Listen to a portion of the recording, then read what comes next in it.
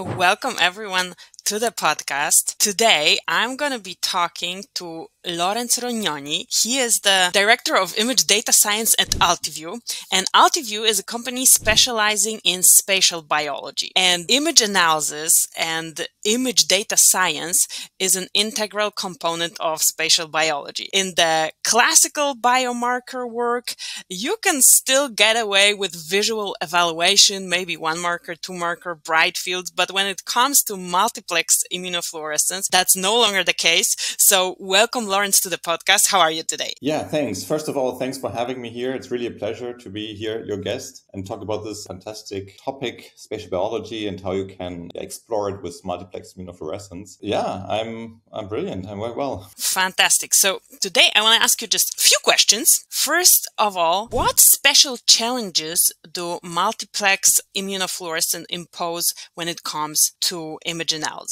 My audience is more or less familiar with the bright field image analysis, with analyzing IHC markers, singleplex, maybe doubleplex. What challenges do you encounter in your everyday work when it comes to multiplex IF? Okay, very good question. Also a broad one. Maybe let's start. Yeah, you can narrow it down to the three most difficult challenges. I know that you can count them for an hour, but like when somebody's starting doing multiplex IF, or let's say they would want to order multiplex IF images, place a study at Altiview, but maybe do their own image analysis, what do they need to think about? Yeah, let me start with a few words about how I got into this field, because I think it also explains what capabilities you need, and then we can dive into the challenges and why you need these capabilities to actually tackle these challenges. From a training perspective, I'm a physicist and then went into biophysics, so taking the methods developed in physics to quantify biology, and that's what really drives me. How can you quantify biology? I spent a PhD in experimental biophysics, but then wanted to work closer to patient data. And that's how I got into the field of digital pathology or computational pathology. But I wanted to have, let's say, the best possible tool to extract as much information as you can. That's what brought me to multiplex immunofluorescence, where you can really create a very high dimensional data set and then really assess a lot of information which is embedded in tissue. But you asked about the challenges, and we are looking Before we dive into that, full disclosure, we used to work together at an image analysis company, and we used to work together on multiplex IF projects, and now Lorenz is doing this full time. So he's an expert. Yeah, that's true. I mean, we worked on the company specialized in image analysis, and they are also on multiplex immunofluorescence. I also then spent quite some time doing that for like a big biopharma. And one of my goals, or what really drives me, is how can we make MIF and the analysis of MIF so robust that you can apply it on a large scale in clinical trials, and then really guide your decision making and really increase the success rate in clinical trials. But back to the challenges. It's done on tissue, and therefore we also face the classical histology challenges, being it tissue preparation artifacts or like more mechanical artifacts like folds, bubbles, or also tissue morphology like necrosis. Of course, we have the whole chemistry like antibody that can have unspecific staining and so on. So that's, I would say, like the common basis, independent of bright field or like monoplex and high multiplex in IF. I mean, everyone who works in the field, you as well, know that tissue has an incredible heterogeneity. So it can come from different parts of the body. I mean, if you do translational work, even from different species, you can have, different indications. And this can create a huge variability in tissue organization morphologies or cellular morphologies, densely packed, very sparse. And this can create a lot of difficulty if you want to describe this with automated methods. And I think that's also the main reason that histology has still a very classic approach to look at the image, have the highly trained expert try to extract the embedded information, which I think still works very well on, let's say, the classic H&E stain, or as you said, the bright field, the monoplex. But as soon as you go to high dimensional data, you get this high dimensionality dimensionality component on top, which means we add a lot of channels. If you use IF, you start to look at dark images. So very often the expert is not trained on this type of image. So you have also to learn this new way of looking at. You often have a very different dynamic range. It's way more linear. That means you can have very, very light signal and very strong signal. So, I mean, you can have such a big bandwidth that you can't really look at it on a screen. You have to somehow scroll through the intensities. And again, this is something where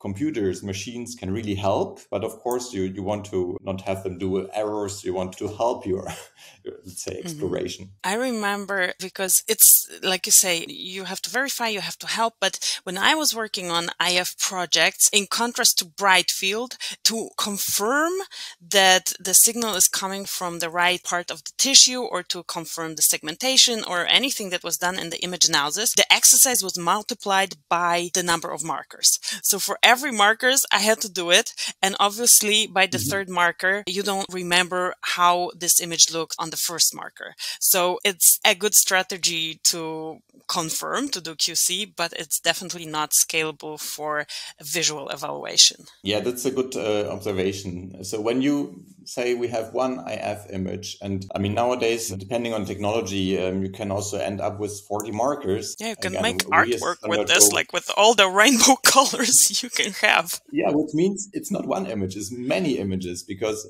also as a human, I think you can distinguish easily 3 colors, maybe more, but then you create a new image, selecting the channels, depending on the cell type you want to explore. But then putting everything together is, for human observers, incredibly difficult. So you have multiple dimensionality, let's say, challenges. So one is the channel dimensionality. So you have more than your RGB channel or your normal color viewing that you're trained on, but you really have this multitude of information that you can selectively look at and do that very well, but putting it together is really a challenge. So there, I think having a good image analysis strategy is mandatory. Of course, if you look at tissue, you can have like large resections with millions of cells. So you get also a lot of heterogeneity, as we said. So you can get a lot of spatial, let's say, dimensionality on top. And looking at all the cells on such a huge area is also, for a human, a very demanding task. So it's easy to overlook, let's say, a rare, say, phenotype that maybe is the one you are actually interested in. So that's another component which is difficult. So again, high dimensionality is really, for the human observer, a big challenge. But not only for the human, also for the computer, because these images, they get extremely large. I mean, we usually have images scanned with 12 or 16 bits, or even 32. So it's way larger per channel. Then you have multiple channels, and maybe you have the large resection and a whole slide image. So you can end up with 100 gigabyte for one image. Is it a lot bigger than a bright field H&E, like one IF? How would you compare the size? Twice, 3 times? Yeah, so bright field H&E, I mean, you rarely go beyond a gigabyte. So you have 3 channels, but only in 8-bit. You also often have better compression and so on. So they're way smaller, and all the software is optimized for these 3 channels. So that's the other part. And yeah, what I wanted to say before is that you need specialized data, specialized hardware for data storage, and then also for the computation. And there nowadays, I mean, you have 2 ways. I think the ideal way is to really go into the cloud and then use scalable data and computation solution there. Or you are lucky and you're working in a company with a huge data center and can do that locally with a high performance compute cluster. But these are the 2 ways to approach really large data sets of MIF data. Doing that only locally on a computer, is a little fun. Yeah. You're going to be spending a day working on one image, maybe? Yeah, I was talking about the dimensionality and the spatial, let's say, component. And there, I mean, millions of cells. And that's where really image analysis is key. So if you want to do spatial phenomics or spatial biology exploration, you need to get all the cells and all the phenotypes in their location. So in theory, like for an H&E, you could have classification approach where you say responder versus non-responder. But if you want to go into this really high-dimensional spatial biology, you have to get all these cells. And that's where you need certainly computer-based image analysis. And that's also one of the challenges. So get accurate segmentation of either tissue regions, if you want to distinguish between tumor and stroma areas, for instance, or then down to the individual cells. So getting really every single cell and then deciding for every cell in your panel, is it a positive cell or not? And this is embedded in the usual, let's say, artifacts where you can have background coming from tissue preparation, from, let's say, biological effects like autofluorescence causing red blood cells. So many different, let's say, additional challenges are there. And then, of course, we can also spend some time talking about immunofluorescence signal and the variability that we often observe there. So, question here. Would you even now, after working so much in this space, is there even still a place for bright field if you're serious about spatial biology, or not really? Or like to which extent is there a space for bright field, and when would you need to change to multiplex IF to have reliable and valuable data? I think the theme is there. You need the right tool for your job. And definitely like the high dimensional spatial biology approach is a very exploratory approach. So if you want to find, if we are now thinking of cancer, I don't know, in which indication are certain markers expressed, or if you want to stratify patients or whatever. So if you really want to explore mechanism of action and so on. So when you need the maximum information, then I think that's a tool to go. And there are also multiple other omic techniques that then can also join in, and you can combine them to really maximize your information there. Once you have a clear idea, for instance, you know what type of biomarkers can help you stratify a patient population in a larger clinical trial, I think that's a time where you then should dial down, which could be still in IF, having less markers. For instance, we like to reduce the complexity, especially then if you think of data mining afterwards. The more parameters you have, the more crowded your parameter space is, and the more complex the whole analysis becomes. So if you can make it simpler, you have also to deal with less noise. And then maybe it's even the best, because honestly, they're just more robust. If you can find an IHC or even an H&E morphology, then can surrogate this signature for your patient stratification, then you should do that in bright field, because it's just more robust. If we think large clinical trial, multi-center, and the labs that they have there, it's just the way to go. And I think that's key. So also having this transition then from the very high plex to the then very focused single plex. Maybe. Okay, so what I'm hearing is it's not really a competitive technique one to the other. It's just, it has different use cases. And when you are in the exploratory phase, IF, and the more markers you can explore, the higher the chance of extracting meaningful information is. And once you have that, then you explore other methods to deploy it at scale. Because as we said at the beginning, IF is challenging.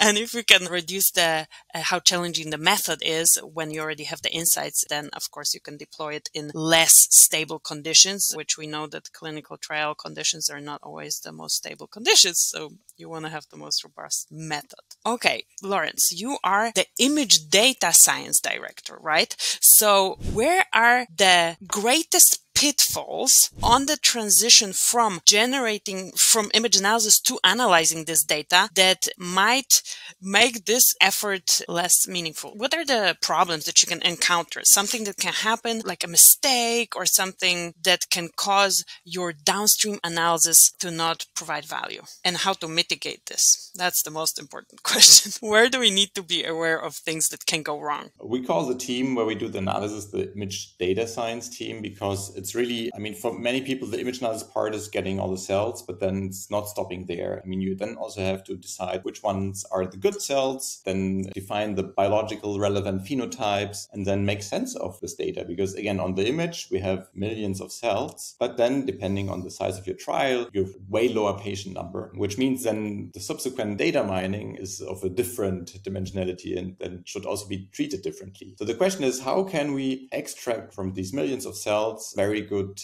like the best possible information? And on one hand, you want to boil it down, ideally to one number, let's say, to have a certain score for a certain phenotype. But that often goes via, as we said, first getting all the cells, then classifying them into positive, negative for every marker, and then again defining the phenotype. So that means you multiply the data you have in addition of your millions of pixels that you already have before. So it's really extracting, in the end, the expert knowledge. So what's the cell? What tissue regions do we have? What are the true phenotypes? So for instance, if we think of high-dimensional data and colocalization, so we can have the same marker staining the same cell type in the same compartment even, so like the membrane. And then the question is, or the challenge is, to really have a very accurate segmentation, but then also to really have a very accurate classification. So is this signal really coming from this cell or the adjacent cell? Because this can really change the whole view of the scene. So do I have a double positive cell, or is it two adjacent cells with different positivity? We try to apply the latest computer vision approaches, which in the end is deep learning, or often also referred to as AI, to first get a very accurate segmentation, and then also with an independent deep learning model or classification approach, to then also classify the positivity for the different markers. And that means for one data set, let's say we often work with 8 plexes because that's like a sweet spot between dimensionality and channels, but then also how to handle and how quickly to analyze. And there, we apply more than 10 deep learning models to do our full image analysis part, which then ends with a huge list or database of cells where every cell knows where it is, what neighbors it has, for which markers it was classified positive, then also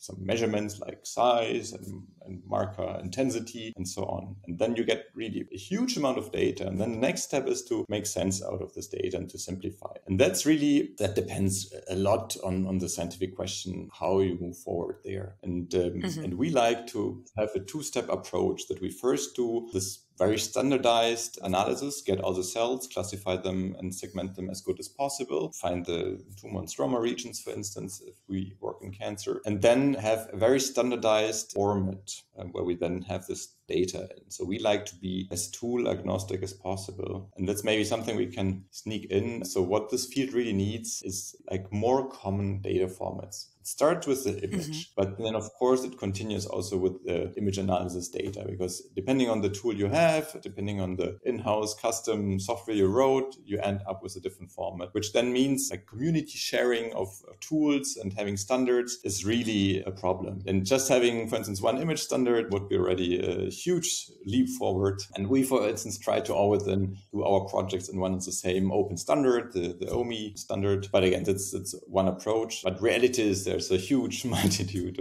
of different standards. And again, the same would also apply to the cell format. So if we, similar to sequencing, would then converge to one standard to have this image analysis data output, then also the following analysis, similar to the single cell sequencing analysis, would be way more standardized and then also increase the whole community speed. I think super important and super simple thing you said, making sense out of this data, because having even the best perfect classification segmentation of the image doesn't guarantee that you will make sense of this data, and you can still make a mistake and have the wrong conclusions even if your image analysis is perfect. So I think you guys have the advantage of having the two-step approach within one team and taking the scientific question into consideration so that you actually answer the question and the whole analysis is tailored to answering this very question. This probably influences how you design it. And another thing, that it is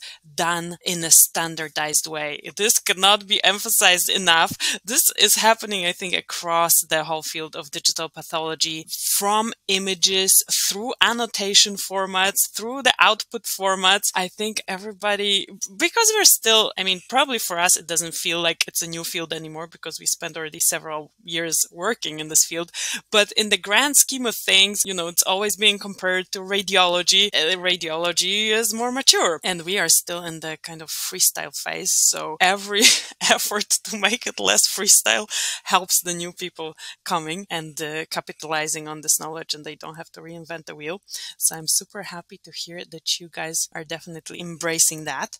Thanks so much for joining me today, and thanks so much for giving us the information and the things people need to be aware of when doing image analysis, my key takeaway, image data science team is the way to go, because then you have both the image analysis, the pathology, and the data interpretation expertise in one place. Those people can work together and give you the valuable insights that answer your question. That's correct. I mean, it's really about having a multifunctional team where you have the different expertise, because that's what you need. I mean, you need the computer science expert, you need the translational expert, the pathologist, like the tissue expert, then also people that understand how are these, let's say, samples prepared and scanned, and so what are the different sources of artifacts. And there having, let's say, an approach where you bring them all to one table, I think is key. And yeah, we try to do that, and that's how I encourage everyone who wants to work on this field. So really get all the different expertise at one table, because you need them. Thank you so much. You have a great day. Thank you. It was really a pleasure. Thank you so much for staying till the end. It means you are a real digital pathology trailblazer. So if you're doing any type of multiplex imaging or are simply interested in multiplex and digital pathology, I have something for you. It's the Digital Pathology Starter Kit. Go ahead, click the link below and claim your starter kit. This is going to give you a fantastic overview of what digital pathology is and how you can get involved right now. And I talk to you in the next video.